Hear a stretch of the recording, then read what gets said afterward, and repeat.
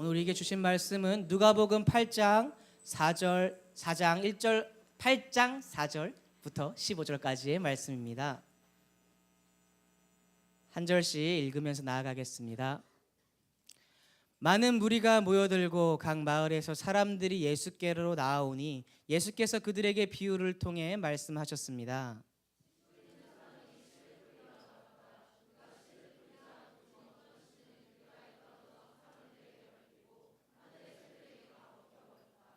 어떤 씨는 바위 위에 떨어졌는데 싹이 돋았지만 물기가 없어서 곧 시들어 버리고 말았다.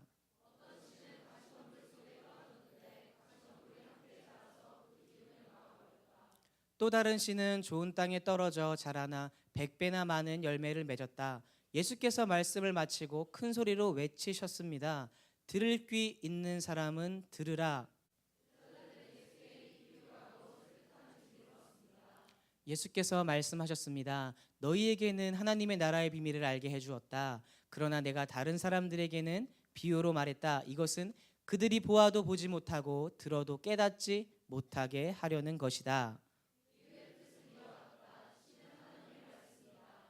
길가에 떨어진 것은 하나님의 말씀을 들었으니 마귀가 와서 그 마음에서 말씀을 빼앗아 가는 바람에 믿지 못하고 구원받지 못하는 사람들이다.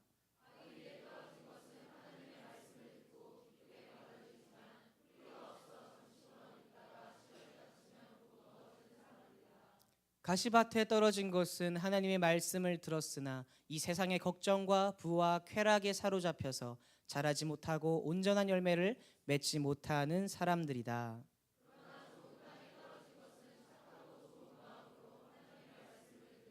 그 말씀을 굳게 간직하고 인내에 좋은 열매를 맺는 사람들이다. 아멘. 이 시간에 최성민 전사님 나오셔서 말씀 전해주시겠습니다. 네, 할렐루야, 반갑습니다. 우리 옆 사람에게 인사하겠습니다. 당신의 모습 보니 하나님의 얼굴을 보는 것 같습니다. 이렇게 축복할까요? 네, 아멘. 네, 그렇게 보이지 않을지라도 그 축복으로 인해서 그렇게 될 줄 믿습니다. 몇 가지 광고 드릴게요. 계속해서 광고 드리고 있는데 5월 15일 날 저희 전도집회 희망노트가 연세대대 강당에서 진행됩니다. 출연진이 확정됐는데요. 김범수 씨, 소양 씨, 로봇다리 세진군 그리고 우리 김승수 목사님 오셔서 좋은 시간 가지려고 합니다. 이 전도 집회는 기존에 제 목소리가 많이 갈라지더라도 이해해 주세요. 네, 잠을 못 자서 그런지 목이 빨리 쉬네요.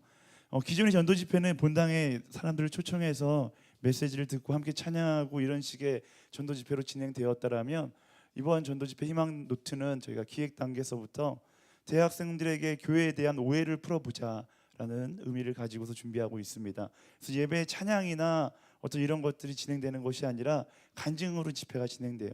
김범수 씨가 경험했던 하나님에 대해서 나누는 시간을 갖고 소양 씨가 경험했던 하나님에 대해서 나누는 시간, 그리고 세진이가 경험했던 하나님에 대해서 이야기하고 그리고 김승수 목사님이 복음에 대해서 이야기하는 이런 특별히 이번에는 토크 이런 거 쇼토크라고 그러더라고요. 요즘에 쇼토크 형식의 전도 집회가 진행됩니다. 주변에 교회 가기 죽도록 싫어하는 친구들, 교회만 보면 개독교라고 욕하던 그런 친구들을 바로 그 자리에 초청해야 되는 거예요. 들어오실 수 있는 방법이 두 가지 있습니다. 100만 원을 줘도 1000만 원을 줘도 절대로 들어올 수 없는데요.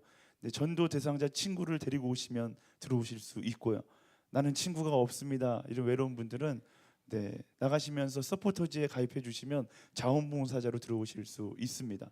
두 가지 방법 중에 한 가지는 꼭 선택하셔서 총 2,000명이에요. 서울시에 사는 대학생들 중에 2,000명만 들어올 수 있다는 그런 바로 유명한 집회입니다. 여러분 꼭 신청하셔서 들어오실 수 있었으면 좋겠습니다. 여름 아울리치 광고 드릴게요. 여름 아울리치 지역 해외 아울리치가 3군데 선정이 되었습니다. 6월 말에 라오스 지역으로 아울리치를 가게 되고요. 7월 중순에 중국 쿤밍 지역으로 저희가 또 아울리치를 가게 되고 8월 중순에 저희가 어디였죠? 네, 몽골 울란바토르 지역으로 네, 아울리치를 가게 됩니다. 여러분들 가운데 아울리치에 대한 마음이 있고 비전이 있으신 분들은 네, 여러분들 순장들을 통해서 또 그룹장을 통해서 신청해 주시면 감사하겠습니다. 인원은 정해져 있어요. 올해는 많은 사람들이 아울리치에 참석할 수 있도록 예산을 크게 잡지 않았습니다. 아마 세계다 다 비슷하게 잡힐 것 같은데요. 지금 계획으로는 한 90만 원 정도, 적게는 80에서 한 90만 원 정도 아울리치 비용이 책정되지 않을까 예상되고 있습니다. 마음 가운데 비전 주시면 지금부터 모으면 2달이면 모을 수 있는 금액이니까요. 비전 주시는 분들 선포하고 신청하고서 함께 가셨으면 좋겠습니다. 특별히 몽골 울란바토르 지역은 몽골에 있는 모든 예배 인도자를 모아놓고 또 예배 사역자들을 모아놓고서 예배에 대해서 우리가 강의하고 교육하는 시간을 가지려고 합니다. 그래서 뭐 예배 사역자들이라고 해서 그들 진짜 잘하겠다 이런 마음이 아니라 정말 나는 중보기도의 능력이 있습니다. 아니면 악기를 다루는 능력이 있습니다. 이런 달란트가 있으신 분들이 몽골 아우르치 지역을 좀 신청해 주셨으면 좋겠습니다. 그 밖의 지역도 여러 가지 사역들이 있으니까요. 여러분들 기도하는 마음으로 신청하시기 바랍니다. 제가 기도하겠습니다. 하나님, 이 시간 하나님의 말씀, 하나님의 음성이 선포되는 시간 되게 하여 주시옵소서. 환경과 상황에 상관없이 은혜를 부어주시는 그 하나님만 바라보고 나아갈 수 있도록 인도하여 주시옵소서. 살아계신 예수님의 이름으로 기도합니다. 아멘. 네, 선교지는 여러 지역이 있습니다. 제 목소리가 픽사리가 나더라도 좀 이해해 주세요. 너무 웃으시면 제가 부끄러우니까요. 살짝 미소만 띄시라고요. 네.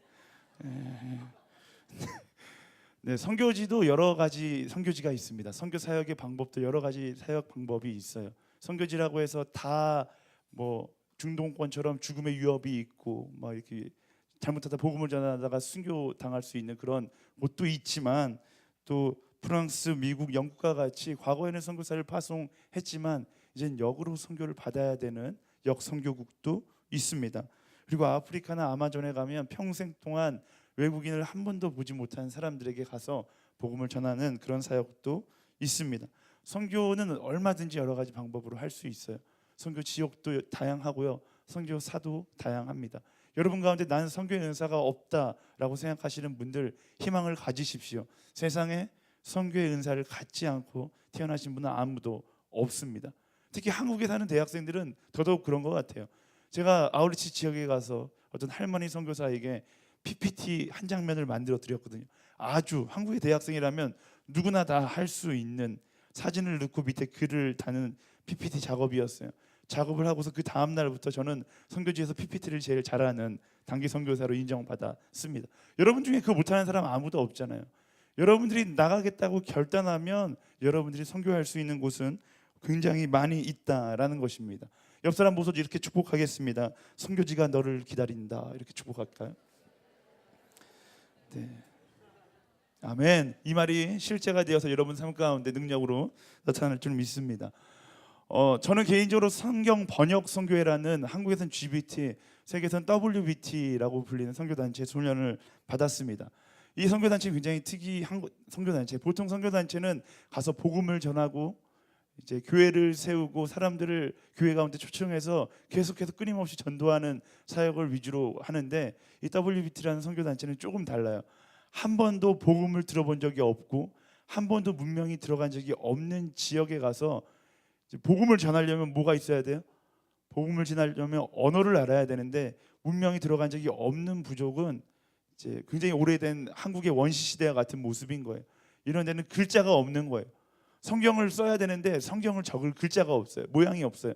그 누구도 그 부족에 대해 언어를 아는 사람이 없습니다. 그런 부족에 찾아가서 언어를 조사하는 거예요. 언어를 조사해서 그걸로 성경을 번역해 주는 사역을 담당하는 선교단체가 바로 성경 번역 선교회입니다. 제가 이 단체에서 훈련을 받을 때 굉장히 재밌는 훈련이 있어요. 상상을 해보세요. 한 번도 문명을 받아들인 적이 없는 부족에 가서 대화를 시도한다고 생각해 보세요. 어떤 일이 일어나겠어요? 서로 간에 침묵이 일어나겠죠. 눈빛만 보면서. 네. 무슨 얘기를 막 하는데 무슨 말인지 하나도 못 알아듣고, 뭐 실마리가 있어야지 무슨 말인지 알아들을 수 있겠죠. 근데 처음에 가면 한 단어도 통하는 게 없기 때문에 알아들을 수가 없는 거예요. 여러분 그런 상상 해봤어요? 원시 부족에 밀리면 여러분이 뚝 떨어지면 과연 거기서 어떻게 살아남을 수 있는가? 그런 걸 훈련받는 단체가 바로 이 성경번역 선교회입니다. 어떻게 하냐면, 배워두면 좋을 거예요. 여러분들 무인도 가서 써먹을 수 있을 거예요. 여러분들이 가지고 있는 모든 물건을 다 끄집어내기 시작하는 거예요. 다 끄집어내요. 그러면 사람들이 신기해서 막 몰리기 시작하겠죠. 그리고서 제일 먼저 그 사람이 하는 말이 있을 거예요. 뭘까요? 네, 내 물건을 다 끄집어내니까 신기하니까 물어보는 거예요. 이건 뭐냐라고 물어보는 거예요. 영어로 What is this? 이렇게 물어보는 거죠. 그 부족의 말이, 제가 있었던 부족은 띠인이었어요. 띠인이, 띠가 와시고 인이가 이름이에요. 그러니까 이름이 뭐냐 이렇게 물어보는. 그 띠인이라는 문장을 하나 찾아내면 한 절반은 성공한 거예요. 이게 뭐냐라는 걸 아는 그 순간부터 돌아다니면서 계속 묻는 거예요. 이건 뭐냐? 띠인이, 띠니 띠니 띠니 띠니 띠니 띠니 띠니 띠니 이렇게 묻는 거예요. 번역 선교사님이 이렇게 띠라고 물어보면서 돌아다니는데 사용하는 시간이 거의 3년에서 4년 정도 사용하세요. 3년에서 4년 눈에 보이는 건 다 물어봐요. 띠니 띠니 띠니 그러고서 단어장을 만드는 거예요. 3년에서 4년이 지나면 그 영어 사전처럼 그 부족어 사전이 완성됩니다.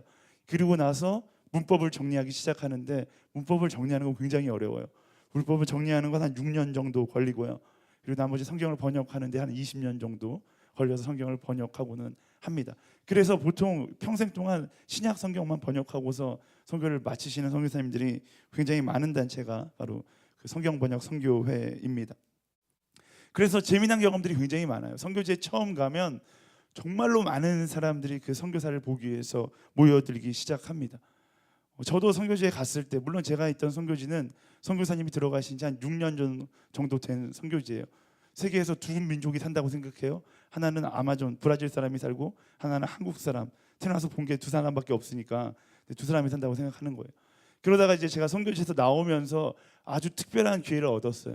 어떻게 나왔냐면 보통 경비행기를 타고 선교지를 왔다 갔다 해요. 아마존 한가운데 마을이 있으니까 경비행기를 타고 2시간 반 정도 날아가면 아마존 한가운데 선교사님이 깎아놓은 활주로가 있어요. 그래서 그 활주로로 내려가서 이제 생활하다가 이제 다시 비행기가 오면 나가는 거고 안 오면 못 나가고 계속 기다려야 돼요. 근데 그때 비행기에 자리가 모자른 거예요. 제가 나가야 되는데 선교사님이 그 아마존 부족애가 아파갖고 이 친구를 데리고 나가야 된다고 저보고 남아 있으래요. 죽도록 남아 있고 싶지 않더라고요. 너무 힘들어서. 그래서 제가 어떻게 했냐면 지나가는 배를 히치하이킹했어요. 배를 세워서 배를 타고서 나오는데 이제 2시간 반이면 나올 수 있는 거리인데 배를 타고 나오니까 거의 3주 가까이 걸리더라고요. 그래서 배를 타고 나오면서 한 번도 한국 사람을 본 적이 없는 이방 사람이라고는 한 번도 본 적이 없는 아예 이런 말하면 굉장히 부끄럽지만 옷을 한 올도 걸치지 않은 그런 부족을 만난 기회가 있었습니다. 근데 만나니까 어떤 일이 일어났겠어요? 마을 사람들이 막 다 몰려 나오는 거예요. 저를 보기 위해서 마을 사람 다 몰려 나. 평생 동안 이렇게 키가 큰 사람은 한 번도 본 적이 없는 거예요. 평생 동안 여러분들 믿지 않겠지만 이렇게 얼굴이 하얀 사람을 한 번도 본 적이 없는 거예요. 저를 보면서 막 신기하게 여기는 거예요. 그래서 사람들이 막 이야기하는데 뭐 무슨 말인지 못 알아듣겠지만 제가 추측하기로는 저 사람이 남자냐 여자냐 막 이런 얘기서부터 저희 옷을 막 벗기기 시작하는 거예요. 배는 더 하얗잖아요. 그래서 막 배가 하얗다고 막 만지면서 좋아하고 이런 일들이 일어나더라고요. 더 놀라운 일은 제가 물건을 꺼내기 시작하면 시작할수록 더 많은 사람들이 막 모이기 시작한다라는 겁니다. 제 가방에 있는 컴퓨터를 꺼내니까 우와 이렇게 놀라는 거예요. 아이패드 그때 당시에는 아이패드가 없었구나. 어쨌든 녹음기 뭐 이런 거 하나하나씩 꺼낼 때마다 사람들이 너무 놀라는 거예요. 그 더 많은 사람들이 막 몰리기 시작합니다. 그리고 제가 뭐 했겠어요? 제가 복음을 전하기 시작했죠. 짧은 언어였지만 언어도 안 됐지만 그림책을 가지고서 복음을 전하기 시작하는 거예요. 그러고서 이제 그 같이 다니는 사람이 이제 부족말을 좀 하니까 이야기하는 거예요. 이 사람이 통역해 주면서 믿겠냐 그랬더니 다 믿겠다는 거예요. 할렐루야, 내가 한 부족을 복음화 시켰구나. 막 좋아했어요. 네, 근데 사실 제가 그렇게 전도한다고 해서 그들이 복음을 받아들이는 것은 아니겠죠. 그들이 문명을 보고서 반가워서 다가온 거지만 진심으로 그것이 그 사람들을 변화시킨 것은 아니다라는 것입니다. 그 사람들이 정말로 진짜 복음을 듣고 그 믿음을 입술로 고백하고 그의 삶으로 그 복음을 따라 살아가야지만 바로 그들이 참된 성도라고 인정받을 수 있게 되는 것이죠. 많은 사람들은 모일 수 있어요. 신기한 거 보고서 많은 사람들이 모일 수 있습니다. 하늘대학부에 만약에 김범수 씨가 와서 특순을 해준다라고 하면 아마 이 공간이 메어 찰 거예요. 그날만큼은 분당에서 저희가 예배를 드려야 할 일이 생길지도 모릅니다. 뭐 김수현 씨 이런 분들이 오면 더 난리 나겠죠. 벌써부터 자매들 얼굴에 화색이 돌아요. 상상만 해도 좋아요. 네, 화색이 돌고 있어요.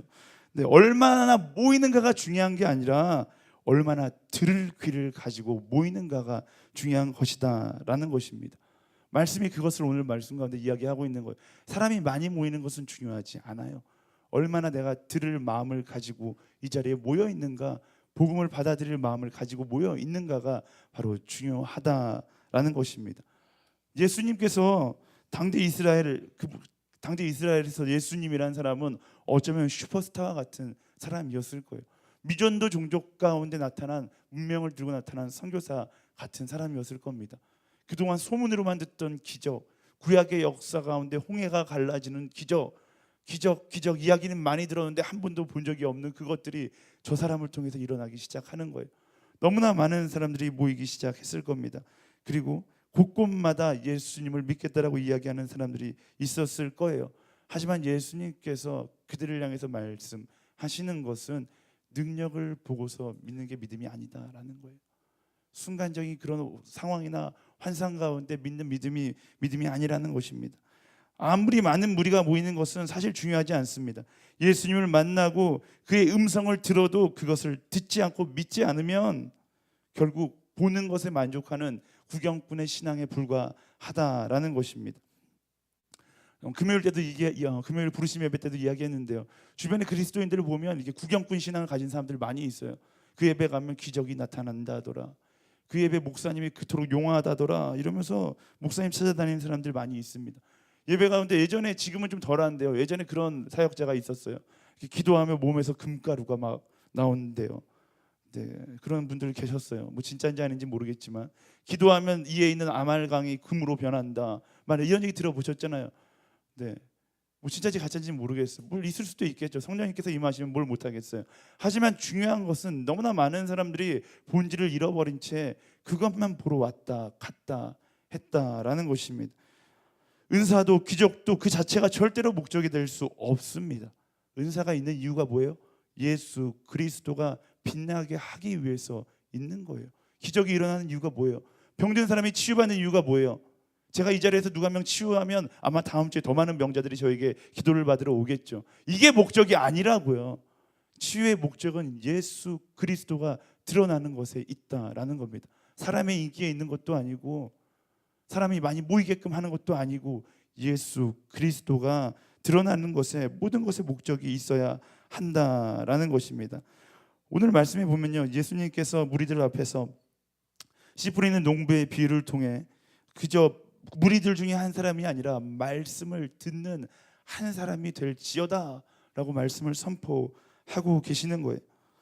그 비유 속에 등장하는 장면은 크게 네 장면으로 나눌 수 있습니다. 첫 번째는 길가에 뿌려진 씨, 두 번째 바위 위에 뿌려진 씨, 세 번째 가시덤불 속에 뿌려진 씨, 그리고 네 번째 좋은 땅에 뿌려진 씨, 이렇게 볼 수 있는데요.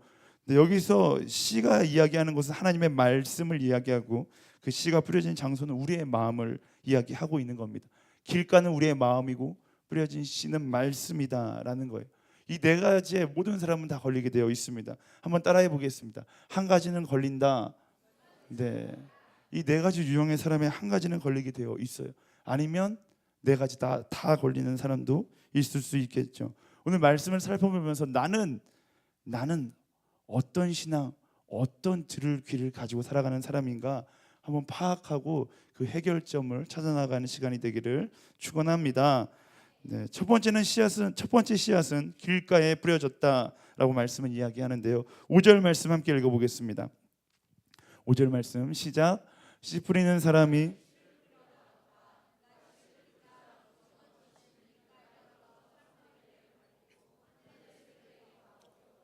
아멘.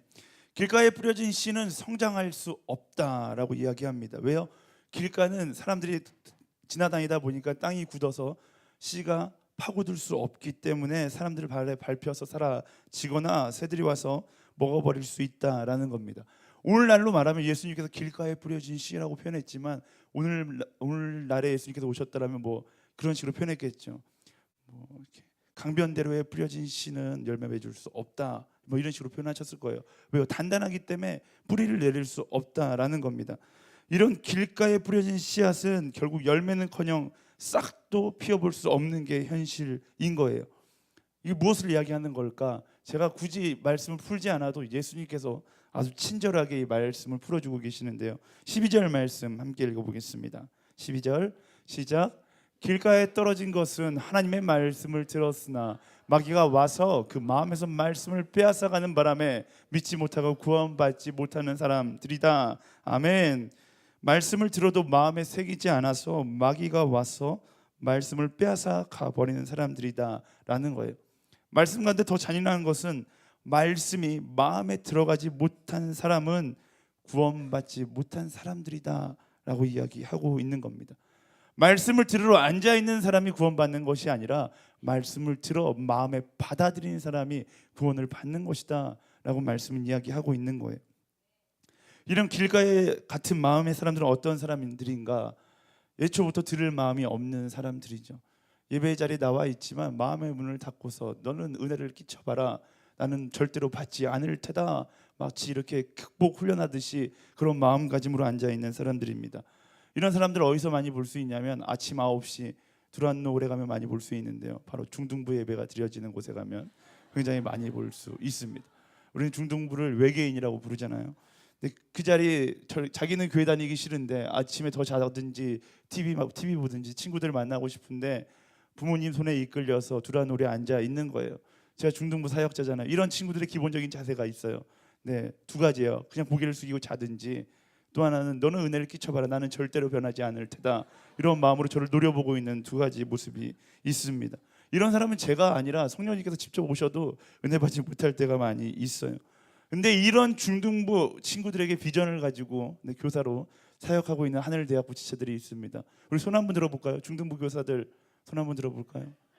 네, 숨어 있어요. 네, 저기 뒤에도 손 들고요. 네, 우리 박수로 격려하도록 하겠습니다. 네. 이들을 통해서 이런 하늘대학부 같은 지체들이 나올 줄 믿습니다. 네. 그런데 이런 어린 아이 같은 영혼의 사춘기를 경험하는 성인들이 있습니다. 뭐 세상에는 말할 것도 없어요. 세상 모든 사람들이 영혼의 사춘기를 경험하고 있습니다. 복음에 대해서 이야기하려고 그러면 너는 말해라, 나는 듣지 않을 테다라는 자세로 나오는 거죠. 근데 신앙인들 가운데도 이런 영혼의 사춘기를 경험하는 사람들이 굉장히 많이 있어요. 누구냐면 제가 본 대표적인 사람들이, 여러분 뭐 그 사람이 다 영혼의 사춘기를 경험하고 있다는 건 아닙니다. 제가 본 대표적인 영혼의 사춘기를 경험하고 있는 사람들의 부류는 모태 신앙일 경우가 굉장히 많더라고요. 모태 신앙 뭐예요? 어려서부터 엄마 아빠 손에 이끌려서 교회 다니는 사람들. 나는 모태 신앙이다. 손 한번 들어볼까요? 네, 굉장히 많습니다. 네. 저희가 좋아하는 김용희 선교사님이 모태 신앙을 못된 신앙 막 이렇게 표현하시는데요. 어려서부터 교회에 억지로 나오다 보니까 목사님 설교 들을 때마다 너는 설교해라, 나는 잘 테다, 너는 설교해라, 나는 핸드폰과 놀련다, 이런 태도로 나오는 사람들이 많이 있습니다. 모태 신앙이 아니라도 교회에 나와서 그런 마음으로 앉아 있는 사람들이 많이 있다라는 거예요. 이런 마음으로 앉아 있으면 아무리 말씀이 우리의 인생 가운데 찾아와도 결국 말씀이 신겨지지 못하고 튕겨져 나갈 수밖에 없다라는 겁니다. 중요한 건요, 우리가 마음의 문을 열어야 돼요. 하나님은 억지로 우리의 마음을 문을 여시는 분이 아닙니다. 우리에게 자유 의지를 주셔서 우리가 마음의 문을 열 때까지 기다리시는 분이 바로 하나님이시다라는 겁니다. 창문을 열어야 바람이 들어오듯 창문을 닫고 있을 때는 봄이 왔는지 가을이 왔는지 겨울이 왔는지 모르잖아요. 창문을 열어야지 알 수 있듯이 나의 마음을 열어야지만 예수님께서 들어오실 수 있다라는 겁니다. 영혼의 사춘기를 경험하고 있다라면 벗어나기를 축복합니다. 결단하세요. 이거는 결단하셔야 돼요. 마음의 문을 열기로 결단하고 그렇게 기도하세요. 하나님, 나의 마음의 문을 엽니다. 주님, 내게 찾아와 주시옵소서. 기도하는 자에게 하나님이 찾아가셔서 놀라운 일을, 놀라운 기적을 보여 주실 것입니다. 아멘. 어린아이 같은 이론이에요. 마음의 문을 열면 하나님이 들어오신다. 이거 뭐 아동부 설교하는 것 같잖아요. 여러분 마음의 문을 여세요, 뭐 이런 거잖아요. 네. 근데 이 어린아이 같이 유치한 것에 진리가 숨겨져 있는 거예요. 작년에 제가 몽골 아울리치 갔었는데요, 아직도 기억나는 친구 데베라는 친구가 있었어요. 제가 몽골 아울리치 왜 갔냐면 초등학생들, 그러니까 어린애들, 유치원생부터 초등학생들 예배 캠프를 해주기 위해서 제가 갔거든요. 근데 데베는 지성인이에요. 울란바토르에서 울란바토르 주립대학을 다니다가 방학을 맞이해서 자부항이란 1000km 울란바토르에서 떨어진 지역인데 자부항이란 지역에 와서 잠깐 쉬고 있었던 청년 대학생이에요. 얼굴 액면가로 따지면 거의 저랑 비슷한 수준의 대학생이었는데 그 친구가 엄마 손에 이끌려서 아동부 집회, 그것도 캠프장이 도시에서 한참 떨어진 곳이에요. 한번 들어오면 절대 걸어 나갈 수 없는 그런 캠프장 들어와서 앉아 있는 거예요. 앉은 첫날부터 표정이 장난이 아닌 거예요. 인상을 팍 쓰면서 너 뭐 하는 거냐, 나를 변화시켜봐라, 나는 절대로 변화되지 않을 것이다 라는 표정으로 저를 노려보고 앉아 있는 거예요. 제가 거기서 그 친구를 대상으로 복음을 설명할 수가 없어요. 왜요? 저는 어린이 캠프 왔거든요. 말 그대로 그냥 어린이들이 설교하고 있어요. 마음을 여세요. 막 이런 거 하고 있는 거예요. 근데 그 친구는 이제 그 표정으로 앉아 있는 거예요. 제가 뭐 하는 짓인가? 언어는 다른데 분명히 애들이랑 놀고 있는 것 같은데, 그러다가 제가 이 설교를 했어요. 똑같이 지금 여러분들에게 했던 모습 그대로 했어요. 마음을 여세요. 창문을 열어야 바람이 들어오는 것을 알 수 있듯이 마음의 문을 열어야 예수 그리스도께서 여러분 마음 가운데 들어올 수 있습니다. 이 말이 선포되는 그 순간 아직도 기억나요. 그 형제의 얼굴 표정이 달라지는 거예요. 그때까지 팔짱을 끼고 저를 노려보고 있던 그 형제가 갑자기 막 울기 시작하는 거예요. 펑펑 울기 시작해요. 그리고 집회가 끝나고 마지막 날 간증하기 시작했어요. 한 번도 태어나서 하나님이라는 단어를 들어본 적도 없는데 집회에 와서 처음 들었다라는 거예요. 어린이들 유치한 설교하고 있는데 뒤에 앉아서 언제 끝나나 이렇게 기다리고 있는데 그 말 한마디가 들렸다는 거예요. 마음의 문을 열면 예수님께서 내 마음 가운데 들어오십니다. 그 순간 그 형제가 딱 마음의 문 한번 열어볼까라고 생각하는 그 순간 마음의 문이 열리고 예수님께서 자기 마음 가운데 들어오심을 느꼈다라고 이야기하더라고요. 이게 영혼의 사춘기를 극복하는 방법이에요. 영혼의 사춘기를 극복하는 요령이 없습니다. 세상의 의학 기술이 아무리 발달하고 발전해도 절대로 사춘기가 사라지지는 않을 거예요. 마찬가지예요. 영혼의 사춘기를 해결할 수 있는 방법은 없습니다. 오직 한 가지, 내가 결단하고 내가 믿겠다라고 결단하고 나의 마음의 문을 열면 여러분들이 인생의 영혼의 사춘기가 끝날 줄 믿습니다. 아멘. 참 감사한 건 나중에 또 이야기하겠지만 하나님께서 여러분들을 포기하지 않으신다라는 거예요. 중등부 교역자 생활하면서 포기하고 싶은 마음 엄청 많았거든요. 애들이 저한테 욕할 때마다 중등부 교역자 얼마나 많은 욕을 먹는지 몰라요. 뭐 대표적인 예만 설명하자면 한번 이제 문자 메시지로 답을 보내는 시간이 있었어요. 제가 왜 그렇게 머리가 좋았는지 모르겠어요. 아이폰이 아니라 문자를 연결해서 화면에 띄워주고 있었어요. 이렇게 화면에 띄워주면서 답을 빨리 쓰는 사람이 문자로 틱틱틱 올라오는 거예요. 그래서 이제 문제를 낸 거예요. 뭐 전도사님의 나이는 몇 살일까요? 이렇게 문제 냈는데 한 친구가 답문을 딱 보냈어요.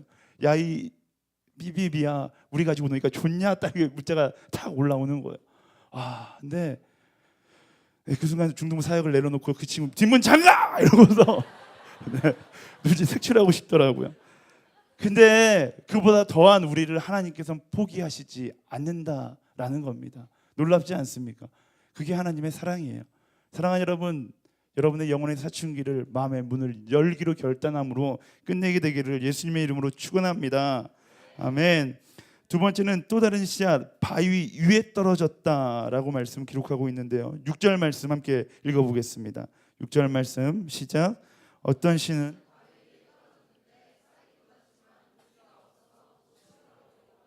아멘.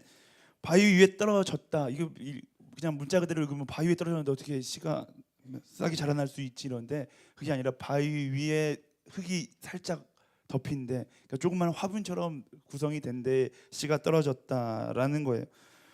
그래서 뿌리는 빨리 내리고 싹은 빨리 자라났지만 물기도 없고 뿌리가 깊게 내릴 수도 없기 때문에 빨리 죽어버렸다라는 거예요. 이런 사람은 어떤 사람인가? 예수님께서 13절 말씀에 설명해 주고 계시는데요. 13절 말씀 보겠습니다. 시작.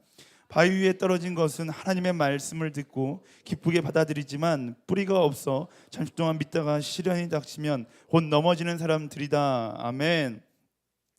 어떤 사람이라고요? 쉽게 뜨거워지고 쉽게 차가워지는 사람이 바로 이런 사람이다라는 겁니다. 바위와 같은 사람은 하나님의 말씀을 들으면 할렐루야 뭔가 진리를 깨달은 것처럼 막 놀라서 저에게 찾아옵니다. 교회 나온 지 2주 됐는데 전사님 뭔가 할 수 있는 일이 없을까요? 순장시켜 주세요. 막 이러면서 찾아오는 사람들입니다. 이런 사람들 순장 세우는 거 뭐 사람의 잘못이기도 하고 교회의 잘못이기도 하죠. 처음 예수님을 구주로 영접하고 교회 다니기 시작하면 내 믿음에 성장하는 시간을 분명히 가져야 하는 거예요. 열정이 불타오른다고 해서 그냥 사역시켜달라고 하다 보면 결국 지치게 되어 있습니다. 교회 처음 나와서 성령의 임재 뜨겁게 받아갖고 마가의 오순절 다락방 사건이 내 안에서 막 일어나는 거예요. 불타오르니까 막 뛰어나가는 거예요. 이재훈 목사님 방문을 열어 제끼고서 성령님께서 일하십니다 이러면서 뭔가 시켜달라고 막 하는 거죠. 네. 그래서 교회는 어때요? 교회는 일할 사람이 항상 부족해요. 여러분들 아시잖아요. 교회는 일할 사람이 항상 부족하다 보니까 새가족 7주만 끝나면 뜨거워서 뭔가 시켜달라고 달려오는 사람들을 보면 반대로 저희는 할렐루야를 외치며 뭔가 시켜주고 싶어 합니다. 그리고 열심히 그 뜨거운 가운데 막 일을 하는 거죠. 열심히 일하다가 보고서 어느 순간 회의감이 찾아오는 거예요. 나는 뭐 하는 것인가? 누가 시키지도 않았는데 자기가 해놓고서 마지막에 또 이렇게 질문하는 거예요. 교회는 일만 시키는 곳인가? 이렇게 이야기하는 거죠. 그리고 시험 받아서 넘어지고 상처받아서 교회를 떠나는 사람들 있습니다. 혹시 내가 이런 사람이 아닌가? 저런 사람이 내 이야기를 하고 있는 건 아닌가? 이러신 분들 확인하는 방법이 있는데요. 열심히 지금 일하시는 분들 가운데 일하지 않는 사람들을 봤을 때 내 마음 가운데 분노가 치밀어 오르는 사람들이 있을 거예요.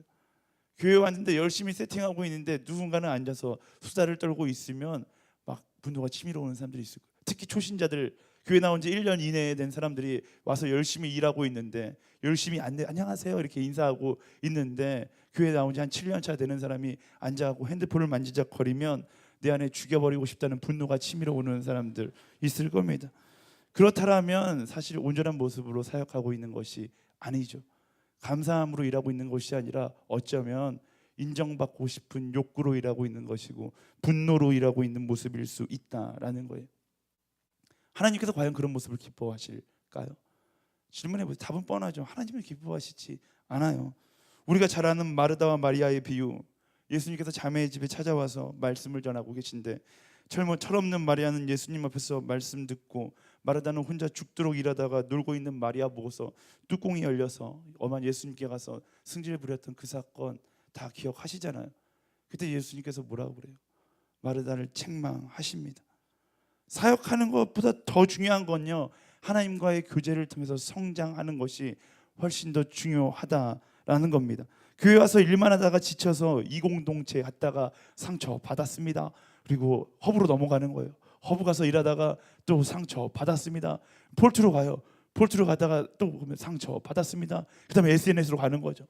그러다가 그렇게 전전긍긍하다가 나중에 성인 갔는데 성인 가서 상처받고 교회는 살 곳이 못 돼 이러고서 불교에 회심하는 사람.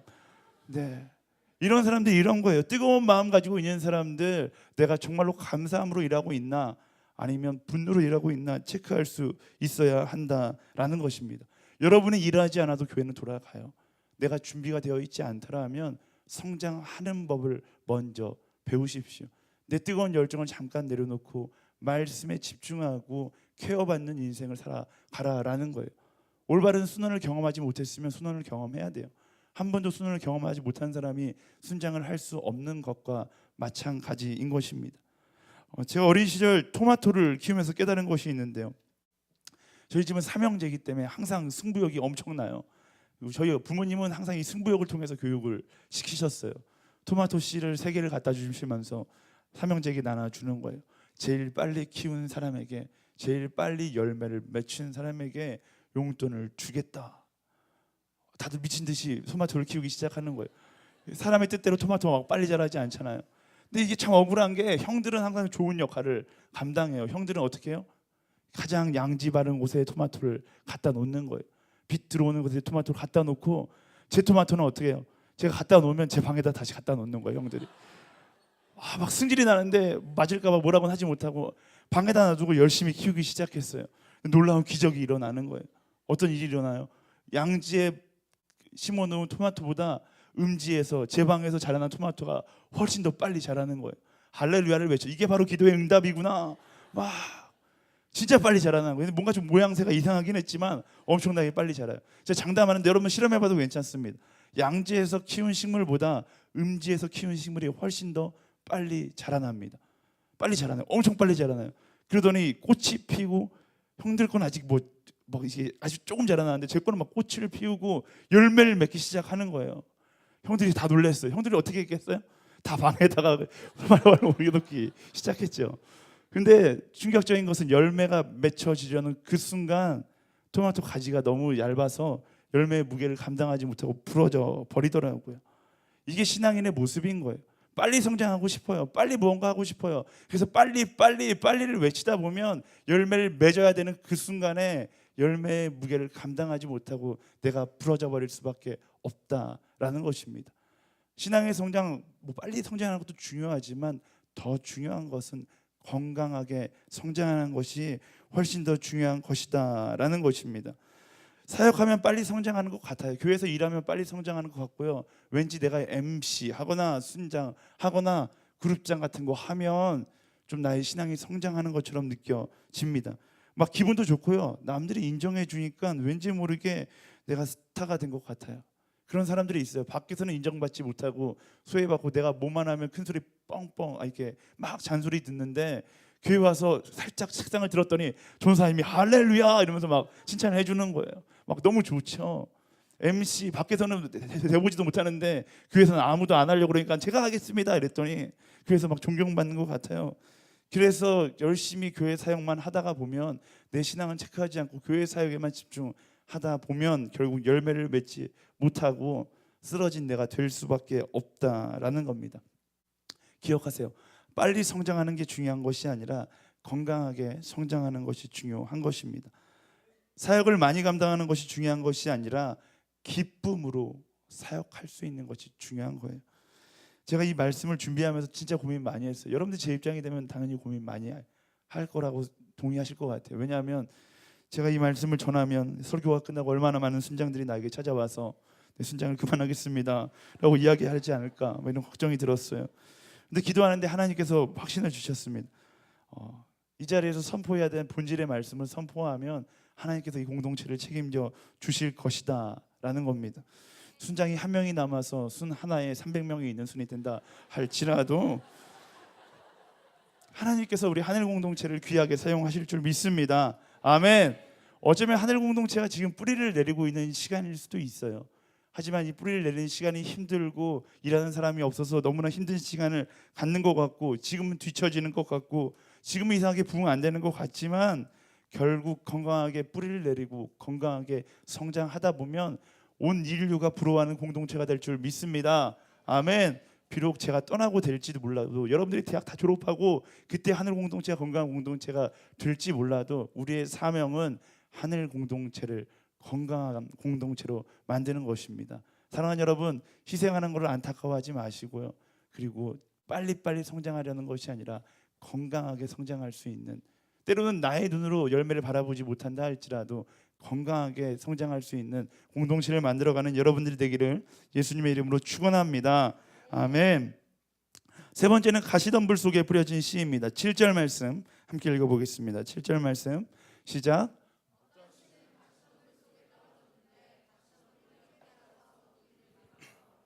아멘. 가시덤불 속에 뿌려진 씨는 어떻게 보면 잡초와 함께 자란다라고 생각하시면 돼요. 잡초와 함께 자라면 영양분을 공급받지 못해서 나무가 건강하게 자라지 못하고 금방 시들게 되는 겁니다. 예수님께서 이런 가시덤불 속에 뿌려진 씨에 대해서 14절 말씀에 설명하고 계세요. 14절 말씀 함께 읽어보겠습니다. 밭에 떨어진 것은 하나님의 말씀을 들었으나 이 세상의 걱정과 부와 쾌락에 사로잡혀서 자라지 못하고 온전한 열매를 맺지 못하는 사람들이다. 아멘. 세상의 부와 쾌락에 사로잡힌 사람들을 가리키고 있다라고 말씀은 이야기합니다. 아마도 제가 말씀을 묵상하면서 오늘날 가장 많이 보이는 그리스도인의 모습이 아닐까라는 생각이 들어요. 신앙은 가지고 있지만 본질을 바라보지 못하고 예수 그리스도는 받아들였지만 본질을 기억하지 못한 채 비본질적인 것만 바라보면서 살아가는 거예요. 그리스도인은 본질에 집중하는 인생을 살아가야 합니다. 사단은요 끊임없이 우리를 비본질에 집중하게 만들어요. 그래서 본질을 바라보지 못하게 하는 거죠. 세상의 향락 문화가 점점 더 발전하면 발전할수록 우리는 점점 더 본질을 집중하지 않게 될 거예요. 어제 LTC 때에도 잠깐 이야기했는데요. 세상의 향락 문화에 젖어 살다 보면 이상하게 목마름만 계속 느낄 수밖에 없습니다. 부끄러운 이야기지만 저는 확실히 제가 간증할 수 있어요. 제가 경험했기 때문에 간증할 수 있어요. 제가 신학하기 전에 예수님을 뜨겁게 사랑하기 전에 기획사에서 일했어요. 기획사에서 일할 때 여러 가지 공연 기획을 하는데요. 주로 제일 많이 했던 게 홍대 클럽에서 하는 공연 기획들, 파티 기획 이런 것들 많이 했어요. 그래서 뭐 이렇게 사전 답사 가면 클럽에서 밤새 놀고 뭐 이런 일을 많이 했어요. 죄송해요. 그런 전도사였어요. 네. 그런데 제가 확신하는데 그때 느꼈던 감정은 그거예요. 클럽에서 밤새 춤추고서 동틀 무렵에 클럽에서 나오면서 드는 기분은 어떤 기분인지 아세요? 아시면서 지금 대답하시지 않는 거 알고 있어요. 네. 클럽에서 나오면서 드는 기분, 상쾌한 아침이다, 이런 기분 절대 안 들어요. 이런 말에서 전도사가 이런 말해서 죄송한데 과거가 있어서 이렇게 말할게요. 기분이 진짜 더러워요. 동의하는 사람들이 있을 거고 고개 끄덕이는 사람들이 있어요. 네. 너무 심하게 끄덕이면 안 됩니다. 네. 기분이 더러워요. 뭐 상쾌한 아침이다 이런 사람 아무도 없습니다.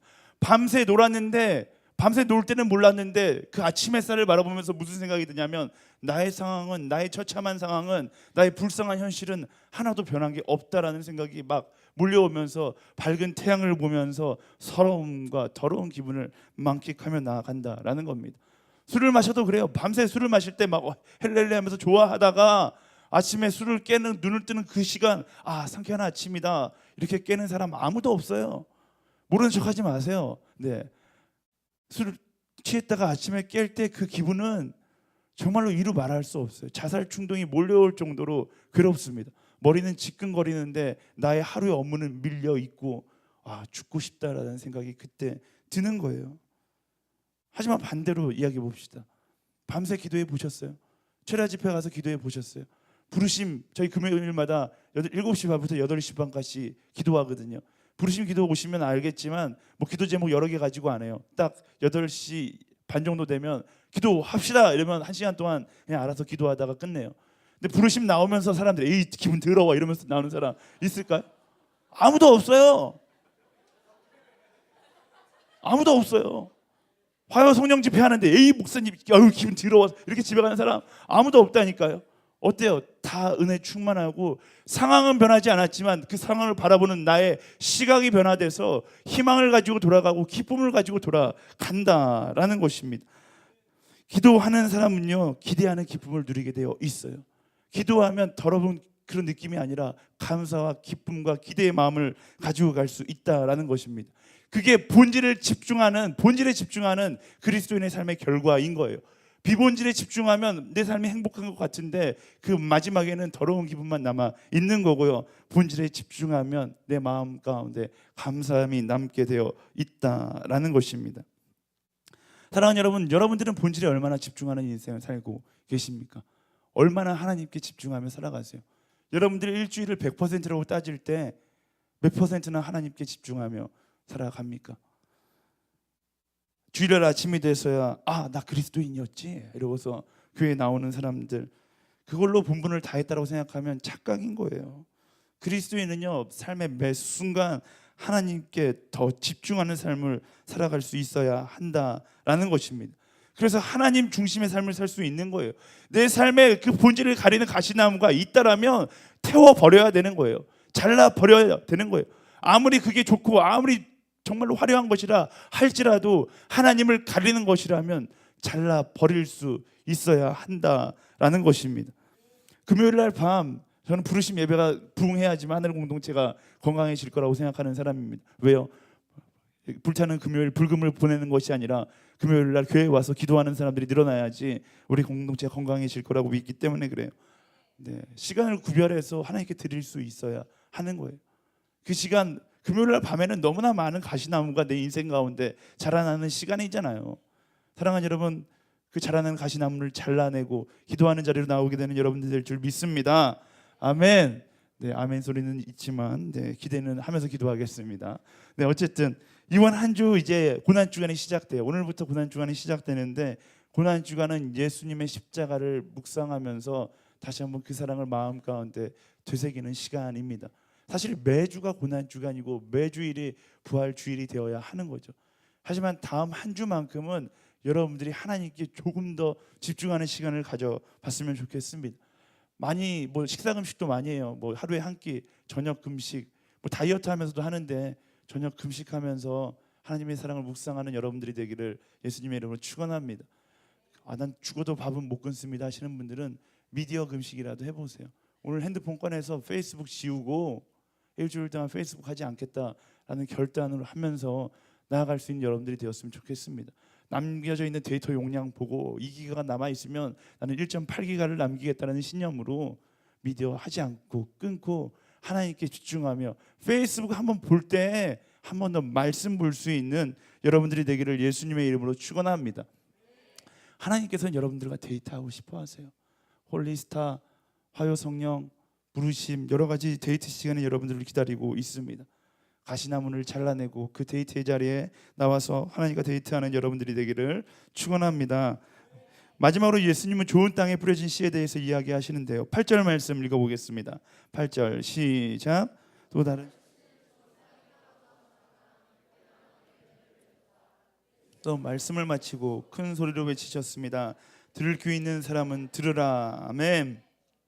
좋은 땅에 떨어진 씨는 나무가 열매를 맺고 100배나 되는 많은 열매를 맺게 되었다라고 이야기하시는데요. 당연히 이게 우리가 되고 싶어하는 좋은 땅의 모습이겠죠. 좋은 땅은 어떤 땅인가? 15절 말씀에 설명해 주십니다. 15절 말씀 시작. 그러나 좋은 땅에 떨어진 것은 착하고 좋은 마음으로 하나님의 말씀을 들은 뒤 그 말씀을 굳게 간직하고 인내해 좋은 열매를 맺는 사람입니다. 아멘. 좋은 땅은요, 착하고 좋은 마음이라고 이야기하는데요. 이 좋은 마음은 말씀이 삶 가운데 찾아올 때에 중요한 건 굳게 간직하고 인내해서 좋은 열매를 맺는 사람이다라고 이야기합니다. 열매가 맺기까지는 시간이 필요한데요. 그 시간을 견디어내는 인내가 필요하다라고 이야기하는 거예요. 그리스도인의 삶은 인내의 연속입니다. 우리가 인내하지 못하면 그 하나님 주시는 기쁨을 누릴 수 없는 거예요. 모든 것이 사실 세상의 이치도 그래요. 헬스장에서 그 한 번을 인내하지 못하면 식스팩을 얻을 수 없는 거잖아요. 먹을 것에서 그 식욕을 인내하지 못하면 아름다운 에스라의 몸매를 얻을 수 없는 거예요. 어떻게 우리가 그것을 위해서 인내할 수 있습니까? 어떻게 세상을 이겨낼 수 있을까? 고민하다가 아내의 컴퓨터 배경화면을 보고서 진리를 깨달았어요. 아내의 컴퓨터 배경화면, 아내 몰래 아내가 무슨 일을 하나 컴퓨터를 열어서 딱 켰는데 놀랬어요. 굉장히 음란한 여성이 화면에 서 있는 거예요. 아내를 불러서 이게 뭐 하는 사진이냐? 목회자의 사모가 이런 사진을 배경화면에 차마 같이 보기에도 민망할 정도로 뭐 이렇게 막 누드 사진 이런 건 아닌데요. 한 여자가 굉장히 그 섹시한 옷을 입고 따라할 수도 없는 이 요망한 표지를 하고서 서 있는 거예요. 이게 무슨? 근데 아내가 이야기하는데 진리가 숨겨져 있더라고요. 그 사진을 볼 때마다 도전받는다라는 거예요. 그 사진을 볼 때마다 아, 나도 저런 몸매가 되려면 참아야 돼. 이렇게 인내한다라고 이야기하더라고요. 성공할런지는 잘 모르겠지만, 그리고 전화 설교단에 올라오기 전에 제가 아내 예화를 할 때는 항상 허락을 받아요. 그래서 전화를 했더니 아내가 곰돌이 사진으로 바꿨다고 그러더라고요. 네. 어쨌든 네. 중요한 건 우리 영성의 관리도 마찬가지다라는 거예요. 가장 잘 보이는 자리에, 내 눈에 가장 띄는 자리에 말씀이라는 부르마이드를 붙여놓고 날마다 도전받는 인생을 살아가야 한다라는 것입니다. 나도 저 말씀 따라서 살아가겠다. 말씀을 따라갔던 위인들을 보면서 나도 저렇게 살아가겠다. 도전받고 그렇게 살아갈 수 있어야 한다라는 것입니다. 한 번 듣고 내가 그거 계속 기억할 수 있다라고 생각하면 교만인 거예요. 계속 눈에 보이고 귀에 들려야 하지만 우리가 도전받고 또 도전받을 수 있는 거예요. 세상은 유혹으로 가득 차 있습니다. 그 유혹 가운데 우리가 이겨낼 수 있는 방법은 그 유혹의 순간마다 말씀의 브로바이드를 보면서 기억해야 한다라는 거예요. 참아야 된다. 인내해야 된다. 왜? 그래야지 열매 맺는 인생을 살아갈 수 있기 때문에 이겨내야 된다. 결단하며 나아갈 수 있게 되는 것입니다. 사랑하는 여러분, 말씀의 브로마이드를 여러분의 인생의 가장 중요한 곳에 놓게 되기를 예수님의 이름으로 축원합니다. 여러분 핸드폰 배경화면도 바꾸세요. 여러분 컴퓨터 배경화면도 바꾸고요. 여러분이 보는 모든 것 하나하나마다 말씀을 걸어놓고 살아가세요. 심지어 여러분 마음에도 말씀을 새기며 살아갈 수 있는 여러분들이 되기를 예수님의 이름으로 축원합니다. 큐티 하세요? 큐티 안 하시는 분들 친절하게 우측 문으로 올라가시면 네, 서점에서 생명의 삶을 판매하고 있습니다. 생명의 삶을 사다가 큐티 하세요. 아침마다 말씀의 브로마이드 생명의 삶을 꺼내 들고 말씀을 보고서 도전받고 그 말씀의 힘을 얻어 승리를 선포하며 살아가는 여러분들이 되기를 예수님의 이름으로 축원합니다. 큐티하면 인생 가운데 놀라운 기적이 선포되기 시작하는 거예요. 속는 셈 치고 한번 해보세요. 아침마다 말씀으로 하루를 시작하면 그동안 칙칙했던 하루가 아주 밝은 하루로 변하게 될 줄 믿습니다. 아멘. 사랑하는 여러분, 예수님의 비유의 마지막 외침은요, 들을 귀 있는 사람은 들으라라고 이야기하시는 거예요. 들을 귀 있는 사람은 들으라. 이 굉장히 중요한 말씀인 것 같아요. 지금 세상은 듣기 너무 힘든 세상이에요. 클럽의 테크노 음악 속에서는 대화를 할 수가 없습니다. 데이트하는 커플 치고 첫 만남 미팅하는데 클럽에서 미팅하는 사람 아무도 없잖아요. 서로의 마음을 알아야 되는데 빠빠빠빠 이 음악 속에서 대화할 수 없잖아요. 상대방의 마음을 알려면 조용한 장소로 나아가야 하는 거예요. 커피숍으로 가든 공원으로 나아가든, 그리고 그곳에서 서로의 마음의 소리를 들을 수 있어야 한다라는 겁니다. 세상은요 나이트클럽과 같아요. 너무나 많은 소리로 인해서 하나님의 음성을 듣기가 너무 어려운 곳이 바로 세상입니다. 그리고 이런 세상 가운데서도 하나님은 여전히 나와 대화하기를 기다리고 계신다라는 겁니다. 이 말씀을 우리가 대충 묵상하며 나아갔는데요, 말씀을 자세히 묵상하다 보면 이 바보 같은 농부를 발견할 수 있습니다. 지혜로운 농부는요 길가에 씨를 안 뿌려요. 지혜로운 농부는 바위에다 씨를 뿌리지 않아요.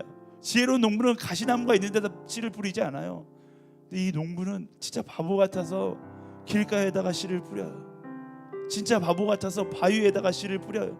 진짜 바보 같아서 가시덤굴 있는 데다 씨를 뿌려요. 왜요? 왜요? 사랑하니까요.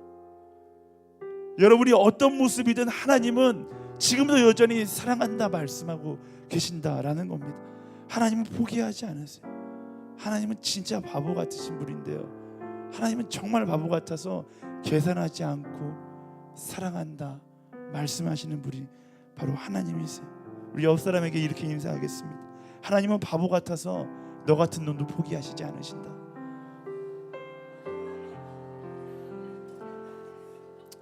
사랑하는 여러분, 그 하나님의 바보 같은 사랑이요 바로 십자가 사랑이에요. 여러분 십자가 바라보면 막 눈물이 나지 않습니까? 십자가 바라보면 저는 막 기도하면서 그래, 하나님 진짜 하나님 바보 같아요. 우리 사랑할 이유도 없는 나를 왜 사랑하십니까? 근데 그게 하나님 사랑이에요. 길가 같은 마음이든 바위 같은 마음이든 가시덤불 속 같은 마음이든 그 사랑은 변함없이 지금 이 순간도 여러분을 향해 있다라는 것입니다. 사랑하는 여러분, 그 하나님의 사랑 앞에, 그 하나님의 사랑 앞에 나와서 하나님의 기나긴 짝사랑을 멈추게 해주는 바로 여러분들이 되기를 예수님의 이름으로 축원합니다. 우리 함께 찬양하며 그 찬양을 그 사랑을 묵상하며 나아가겠습니다.